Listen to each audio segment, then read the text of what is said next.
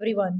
आज का मेरा टॉपिक है केमिकल किनेटिक्स से factors affecting rate of reaction. Before we start this, chemical kinetics chapter deal करता है विद केमिकल रिएक्शंस। और किनेटिक्स का मतलब क्या है? उनकी मूवमेंट या उनकी स्पीड, रेट ऑफ रिएक्शन। तो उसी रेट ऑफ रिएक्शन किन किन फैक्टर्स पर डिपेंड कर रहे हैं वो हम डिस्कस करेंगे। तो रेट ऑफ रिएक्शन क्या होता है? Speed with which reactants change into product. कितनी स्पीड से रिएक्टेंट प्रोडक्ट में बदलेंगे। अब वो स्पीड जो है, जो रेट है जिससे रिएक्टेंट्स प्रोडक्ट में चेंज हो रहे हैं, वो किन किन चीज़ों पर डिपेंड करता है। तो पहला फैक्टर रहेगा बेटा concentration of reactants. Concentration of reactants. तो जितना ज़्यादा रिएक्टेंट्स की कंसेंट्रेशन होगी उतना ही हमारे पास रेट ऑफ रिएक्शन ज़्यादा होगा। ठीक है जी। जैसे मैं सिंपलेस्ट एग्जांपल ले रही हूँ, nitrogen plus hydrogen gives ammonia. यहाँ पे जितनी ज़्यादा कंसेंट्रेशन नाइट्रोजन हाइड्रोजन की होगी उतनी जल्दी अमोनिया बनेगा। ठीक है जी, क्योंकि आपको पता है कि हमारे पास टाइम के साथ रिएक्टेंट्स की कंसेंट्रेशन कम होती रहती है। तो अगर कंसेंट्रेशन रिएक्टेंट्स की कम होगी तो रेट ऑफ रिएक्शन डिक्रीज करेगा। मैं चाहती हूँ मेरा रेट ऑफ रिएक्शन ज़्यादा हो, तो मैं कंसेंट्रेशन जो है रिएक्टेंट्स की बढ़ा दूंगी। ठीक है जी। तो concentration of reactants directly proportional है रेट ऑफ रिएक्शन के। इसकी एक और एग्जांपल लेंगे। अगर मेरे पास एक लॉग ऑफ वुड है, ठीक है जी, लकड़ी का एक मैंने पीस ले लिया है और उसको मैंने एयर में जलाया, बर्न किया, और ऑक्सीजन की प्रेजेंस में भी बर्न किया बेटा। ठीक है, तो बर्न तो वो दोनों केसेस में होएगा, रिएक्शन तो दोनों केसेस में होगी, लेकिन किस केस में रिएक्शन जल्दी होगी? हाँ जी, कोई मुझे बता सकता है किस केस में रिएक्शन जल्दी होगी? एयर के केस में या ऑक्सीजन के? बेटा शाबाश, ऑक्सीजन की केस में रिएक्शन जल्दी होगी, क्योंकि कंबस्टन के लिए, बर्निंग के लिए जरूरी क्या है? ऑक्सीजन। जब ऑक्सीजन ही डायरेक्टली सप्लाई हो रही है तो वो लॉग ऑफ वुड जल्दी जलेगा। ठीक है जी। जबकि एयर में ऑक्सीजन की क्वांटिटी सर्टेन है, बाकी क्वांटिटीज भी होंगी, बाकी अदर गैसेस भी होंगी, तो उसमें टाइम लगेगा। Got it? तो जितनी ज़्यादा हमारे पास कंसेंट्रेशन ऑफ रिएक्टेंट्स होंगी उतना ही रेट ऑफ रिएक्शन रहेगा। सेकेंड पॉइंट बेटा आएगा nature of reactants. Nature of reactants, किस प्रकार के हमारे पास रिएक्टेंट्स हैं, उनमें बॉन्ड स्ट्रेंथ कितनी है, उस पर रेट ऑफ रिएक्शन डिपेंड करेगा। ठीक है जी। तो हमारे पास यहाँ पे रेट ऑफ रिएक्शन किस पर डिपेंड करेगा? ऑन नंबर ऑफ बॉन्ड्स, और साथ में उनकी स्ट्रेंथ कैसी है, कितने स्ट्रॉन्ग या वीक बॉन्ड है, कितने बॉन्ड्स हैं जो तोड़ने पड़ेंगे रिएक्टेंट्स को प्रोडक्ट में बदलने के लिए।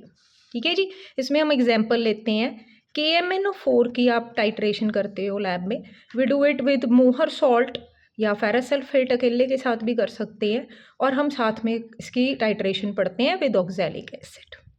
अब इसमें हम देखते हैं FeSO4 जब मैंने लिया KMnO4 के साथ, तो रूम टेम्परेचर पे मेरे पास ये रिएक्शन हो जाएगा। मुझे किसी हीटिंग की ज़रूरत नहीं है, कोई एक्स्ट्रा एनर्जी इसको नहीं देनी पड़ेगी।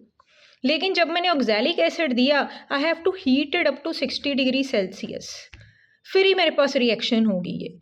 ठीक है जी। तो अब कारण क्या है? FeSO4 ऑलरेडी आयंस में टूटा हुआ है, रिएक्शन जल्दी होगा, बॉन्ड्स वीक है।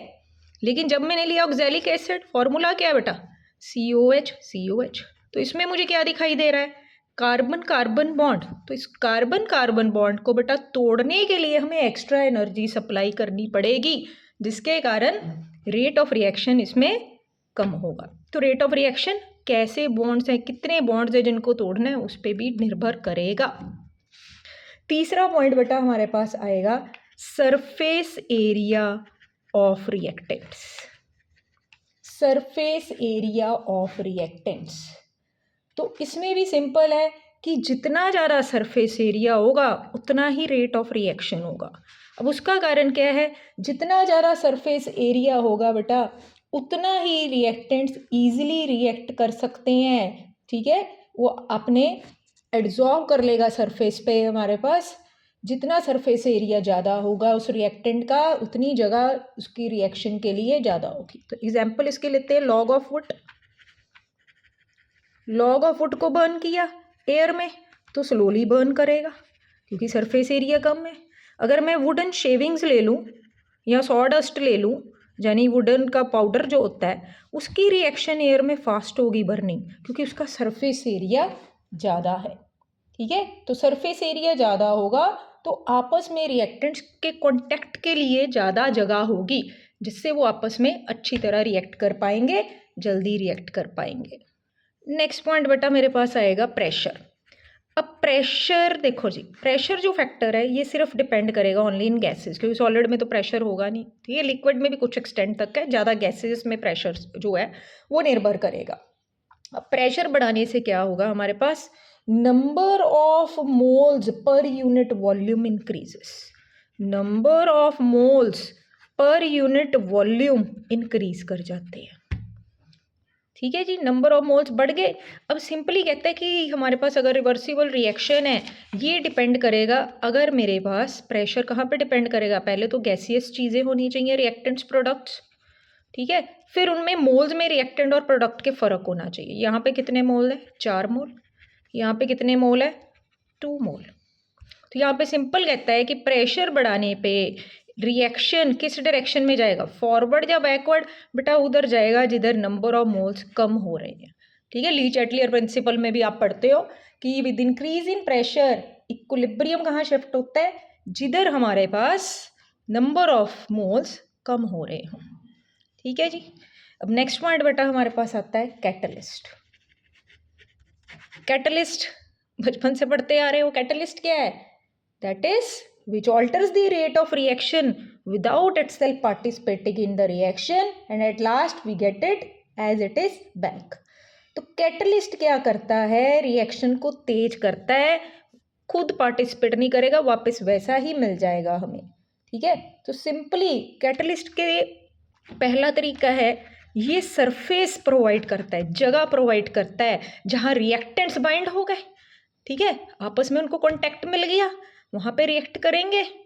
ठीक है, तो रिएक्टेंट्स जब प्रोडक्ट बना देंगे, प्रोडक्ट अलग, कैटलिस्ट फिर से अलग हो जाएगा। तो पहला तरीका जो कैटलिस्ट का काम करने का क्या है, it provide surface for the reactants to react. दूसरा तरीका ये क्या करता है, it lowers the activation energy. Activation energy जो मिनिमम एनर्जी रिएक्टेंट्स को प्रोडक्ट में चेंज होने के लिए चाहिए, ये उस एक्टिवेशन एनर्जी को कम कर देता है। ठीक है, इसके लिए ग्राफ देखेंगे। इधर बेटा मेरे पास आया प्रोग्रेस ऑफ रिएक्शन और इधर आएगा एनर्जी। ठीक है जी, ये बेटा देखो इस तरह से ग्राफ है, this is the energy for reactants, this is the energy for products. अब यहाँ से रिएक्टेंट टू प्रोडक्ट चेंज होने में ये पहाड़ी चढ़नी पड़ेगी रिएक्टेंट्स को, यानी इतनी एनर्जी हमें चाहिए रिएक्टेंट्स को प्रोडक्ट में बदलने के लिए। This is the uncatalysed energy form.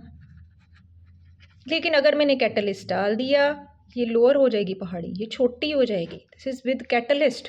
तो कैटलिस्ट ने रास्ता क्या कर दिया, छोटा कर दिया, पहाड़ी छोटी कर दी रिएक्टेंट्स को प्रोडक्ट में बदलने के लिए। तो it lowers the activation energy. एक एग्जांपल लेंगे, मेरे पास कॉन्टैक्ट प्रोसेस में रिएक्शन आती है, यानी सल्फ्यूरिक एसिड बनाने वाले प्रोसेस में ये रिएक्शन आती है, oxidation of SO2 in presence of nitric oxide to form SO3। यहाँ पे कैटलिस्ट यूज़ कर रहे हैं NO। तो मैंने बोला कैटलिस्ट जो है वो यूज़ हो सकता है हमारे पास रिएक्शन में, किसी किसी रिएक्शन में वो यूज़ होता है, लेकिन एज इट इज़ बेटा हमें वो वापस मिल जाएगा। तो ये बन गया NO2। सेकेंड स्टेप में वो SO2 के साथ रिएक्ट करके फाइनल प्रोडक्ट बनाएगा और साथ में हमारे पास NO जो है वो वापस आ जाएगा। तो ओवरऑल रिएक्शन में ये कैंसर रिएक्टेंट्स यूज़ हो गए, प्रोडक्ट साइड बन गए। तो अब हमारे पास ओवरऑल रिएक्शन क्या आ जाएगा, SO3 की formation in presence of NO। ठीक है, तो कैटलिस्ट पहले स्टेप में यूज हुआ, वापस हमें मिल गया। नेक्स्ट फैक्टर बेटा आएगा टेम्परेचर। तो टेम्परेचर का बहुत इंपॉर्टेंट रोल है रेट ऑफ रिएक्शन में। तो सिंपल है, with the increase in temperature, ठीक है, रेट ऑफ रिएक्शन जो है वो हमारे पास इंक्रीज होगा। ठीक है जी, एनर्जी मिलेगी, रिएक्टेंट्स ज़्यादा रिएक्ट करेंगे, रेट ऑफ रिएक्शन इंक्रीज होगा। लेकिन यहाँ पे हम पॉइंट क्या पढ़ते हैं, with every 10 degree rise in temperature, with every 10 degree rise in temperature rate of reaction doubles. ठीक है, इस पे क्वेश्चन भी आता है बोर्ड में। तो बेटा इसमें हम मेजर करते हैं टेम्परेचर कोफिशिएंट, क्या होता है ये टेम्परेचर कोफिशिएंट? रेट कांस्टेंट की वैल्यू, के की वैल्यू, रेट कांस्टेंट की वैल्यू एट, यहाँ पे नीचे ले लो पहले, रेट कांस्टेंट की value at T degree Celsius, यहाँ आएगी टी प्लस 10 डिग्री सेल्सियस। अगर मैंने यहाँ पे 298 केल्विन लिया है तो यहाँ कितना आ जाएगा 308 केल्विन, 10 केल्विन ऊपर उससे। तो ये जो वैल्यू टेम्परेचर कॉफिशिएंट की आती है 2 और 3 के बीच में आती है, यानी टेम्परेचर कॉफिशिएंट डबल हो रहा है। रेट ऑफ रिएक्शन क्या होगा हमारे पास 10 डिग्री बढ़ाने पे डबल होगा। ये तो पता चल गया यहाँ से डबल हो रहा है। अब कारण क्या है इसका? तो इस पर 2 फैक्टर्स डिपेंड करते हैं बेटा। एक आएगा कोलिजन फैक्टर, एक आएगा कोलिजन फैक्टर नहीं सॉरी एनर्जी फैक्टर, और एक आएगा ओरिएंटेशन फैक्टर। ठीक है, इसको हम कोलिजन थ्योरी भी बोलते हैं। ये बेसिकली उसके 2 पॉइंट हैं। तो बेसिकली कहता है कि टेम्परेचर कोफिशिएंट डबल क्यों हो रहा है? क्योंकि नंबर ऑफ इफेक्टिव कोलिजन्स बढ़ रही हैं। अब नंबर ऑफ इफेक्टिव कोलिजन्स बढ़ने का कारण क्या है? जो ये 2 फैक्टर्स को ओबे करे, दैट इज एनर्जी फैक्टर और ओरिएंटेशन फैक्टर। ठीक है, अब इसको समझने की कोशिश करिए। एनर्जी फैक्टर में मेरे पास ये रोड है, यहाँ पे एक ट्रक जा रहा है। ठीक है, ड्राइंग मेरी ऐसी ही है कुछ। ठीक है, गाड़ी जा रही है और यहाँ पे हमारे पास साइकिल या स्कूटर पे मान लो एक बंदा जा रहा है। ठीक है, अगर तो ये बड़ी हाई स्पीड से दोनों जाने आ रहे हैं तो इनकी टक्कर होने की संभावना बहुत ज़्यादा है। ठीक है, एनर्जी बहुत ज़्यादा है। अगर और दूसरी बात, अगर ये सेम रोड पे आ रहे तब ये टक्कर जो है इफेक्टिव होगी। अगर ये साइड पे निकल गया, ठीक है, तब टक्कर नहीं होगी। तो नंबर 1 फैक्टर है कि इनकी ओरिएंटेशन सही होनी चाहिए। ओरिएंटेशन शब्द का मतलब होता है बेटा डायरेक्शन। तो इन दोनों की डायरेक्शन सही होनी चाहिए तभी टक्कर इफेक्टिव होगी, कोलिजन इफेक्टिव होगी। दूसरा, इनकी एनर्जी भी ज़्यादा होनी चाहिए। ठीक है, मिनिमम एनर्जी जो है थ्रेशोल्ड एनर्जी उससे ज़्यादा होनी चाहिए, तभी हमारे पास यहाँ पे कोलिजन इफेक्टिव होगा। ठीक है जी, अगर ये कम एनर्जी पे है, साइड से निकल गया, ना एनर्जी है ना ओरिएंटेशन प्रॉपर है, तो इफेक्टिव कोलिजन नहीं होगी। जैसे मेरे पास आ गया नाइट्रोजन ने 3 हाइड्रोजन मॉलिक्यूल्स के साथ रिएक्ट करके 2 अमोनिया बनाना है। तो अगर नाइट्रोजन मॉलिक्यूल के सामने 3 हाइड्रोजन एक साथ आएंगे तभी प्रोडक्ट बनेगा। प्रॉपर ओरिएंटेशन होगी तभी प्रोडक्ट बनेगा। अगर प्रॉपर ओरिएंटेशन ही नहीं है तो प्रोडक्ट नहीं बनेगा। ठीक है जी, तो इसको इफेक्टिव कोलिजन के लिए ये 2 फैक्टर्स होने बहुत ज़रूरी है। एनर्जी फैक्टर पार करना है और ओरिएंटेशन फैक्टर को भी पार करना है, तभी वो कोलिजन इफेक्टिव कोलिजन दोहराएगी। ठीक है, सिंपल शब्दों में हम क्या करें, कहेंगे कि टेम्परेचर बढ़ाने से number of effective collisions double होगी। ठीक है, अगर number of effective collisions double होगी तो हमारे पास प्रोडक्ट ज़्यादा बनेगा, रेट जो है रिएक्शन का वो इंक्रीज कर जाएगा। आई होप आपको फैक्टर समझ आए हों, तो लाइक और कमेंट शेयर ज़रूर करें। Thank you for watching.